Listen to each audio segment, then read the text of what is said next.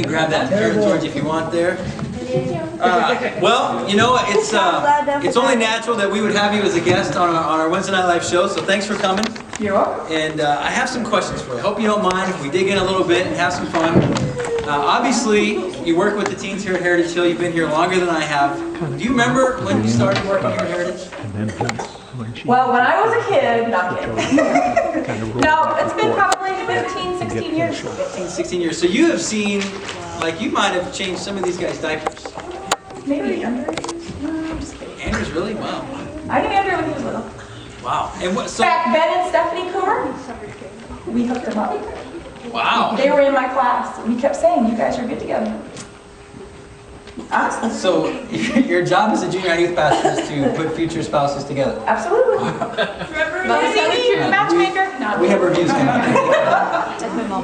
Well, let me ask you some good questions here. So tell me, Terry, because you know I've known you for as long as I've been here, probably a little bit longer than that, and yet I don't even know the answer to this question. How did you get saved?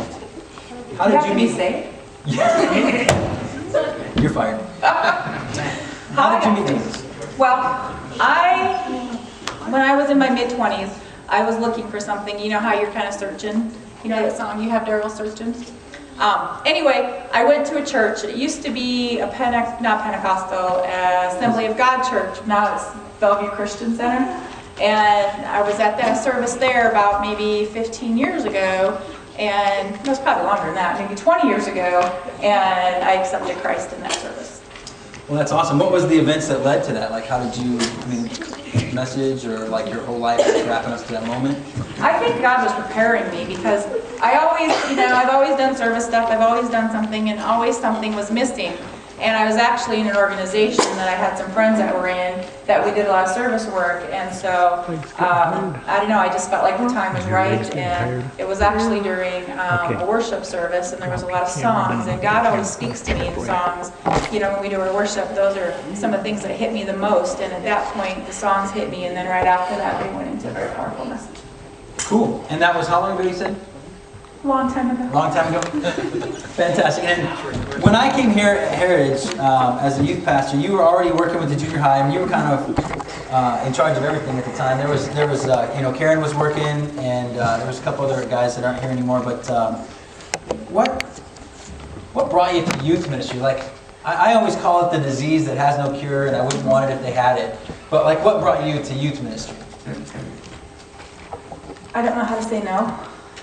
So somebody said, hey, we need help with the junior hires because no one else wants to do it? Well, actually, I was doing senior high and junior high, and we had it all together, and I was teaching senior high Sunday school. And they decided at one point to separate the junior and senior high in Sunday school. And so then at that point, I took the junior high kids, and that was the class before Brittany, which was Bethany's class. Oh, wow.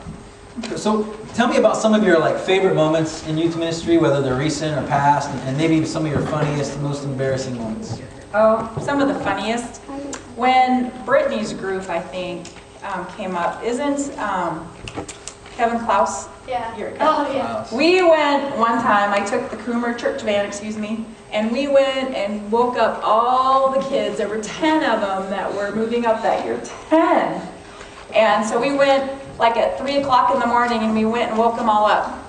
And we went to their house, and we pulled them out of bed, with their pajamas on. Well, Kevin Klaus, and I called all the parents to let them know I was going to do this and to make sure it was okay. Well, we went to wake up Kevin Klaus, and he was in his underwear. And we're like, okay, what do we do now? And so I just remember him coming out, and he had no clue, and he was just like, obviously not a morning person, because his hair is everywhere, and he's just kind of in a zone, and he gets into the van, and he's sitting in the back, just like, what just happened? It was so funny. Every time I see him, he put on clothes. He did put on clothes. So that was funny. That's funny. What about any embarrassing moments you might have had? Well, if you guys remember, we did the junior high room, and Pastor Ray made the mistake of telling me, yeah, you can do whatever you want in that room. And so we took, well, this was somebody else's idea, but the kids liked it, that we took pictures, and so we put them on the wall doing different goofy things. And we even did graffiti on the ceiling, and I just remember that Pastor Ray took a long time in the service that year, explaining me and explaining have an open mind when they come look at our room. It took me a while to get used to the scary ghost face room as well. We left Jesus up there because it was a toddler room, and we just didn't have the heart to take Jesus out. And if you look today, if you look closely in the junior high, well, what used to be the, oh, is it still there? That wall's gone. No, it's gone. Even the, God. no, the one wall's still there, right? Yep, no. And that's the Jesus wall. The Jesus wall, I think, is still there, right? Yeah. You can still see the outline of the ghosts if you look really close. So we took like 8 coats of paint to get the scary ghost face stuff. So you said that you started youth ministry because you said no, but like, why are you still doing youth ministry? Because you guys are amazing. I love teenagers. You know, and people always say you're crazy for junior high, you know, being junior high youth pastor. I wouldn't do it any other way. You guys are amazing. I love it. So why the difference? You said junior high. Why junior high over senior high? If you had to choose, and you choose junior high. Why? Why over senior high? The senior high are brats. Hey, I know it was. No. I don't know. I just think God gave me a passion for junior high, and that's. Woo! Thank you, Scott. Cool. And I leave the senior high to Scott. So what is your biggest challenge in youth ministry? I know. Now let me. I know you know. Let me put a qualifier. What is your biggest challenge in youth ministry besides dealing with the senior youth pastor? I know it's hard because it's like most of your problem, but No. like is it parents? Is it teens? Is it activities? I think it's just wanting to do so much and getting so excited about things, and you know, pretty soon as you got all these things going on, and sometimes I feel like I don't do some of the things very well, and so that's kind of been my challenge, is to kind of space things out and balance things out. And yeah, I totally agree with you there, being part-time and trying to make all those things happen. And we're coming up on summer.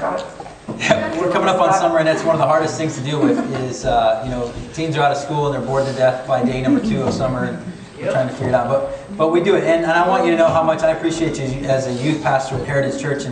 And also, I think a year ago, maybe a little bit more than a year ago, you accepted the call to become an ordained minister in the youth ministry, taking classes and all that stuff. What brought you to that, and how is that going today? Just kidding.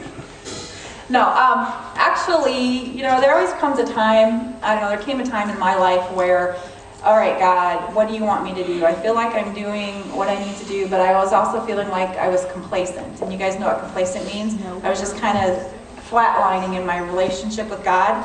We talked about that Sunday, junior hires, where I was just kind of going flatline. I'm like, God, what do you want me to do? And so I started, I don't know, kicking up my devotions, kicking up my prayer life, kicking up my supports and that kind of thing. And all of a sudden, God started talking to me about, you know, I want you to take this further. I want you to go more into youth ministry, and I want you, you know, to start looking at some training and becoming ordained. That's cool. And so the process, just for the teens that don't know, I mean, the process is quite a long one. And you're taking classes now, and you have to take 2 to 4 a year, or however many. And when do you see yourself becoming an actual ordained minister? Dave, how old are you? Quite a while. You only have 10 years, by the way. So 29. So our 5th graders are coming up, and actually June 2nd kicks off B90X. I'm Get excited pumped about that as well, and we'll be bringing in our 5th graders that night. So tonight on live television, we'll record it and put it on Facebook. What message would you give to the 5th graders that are not there that we can send to them? The 5th grade.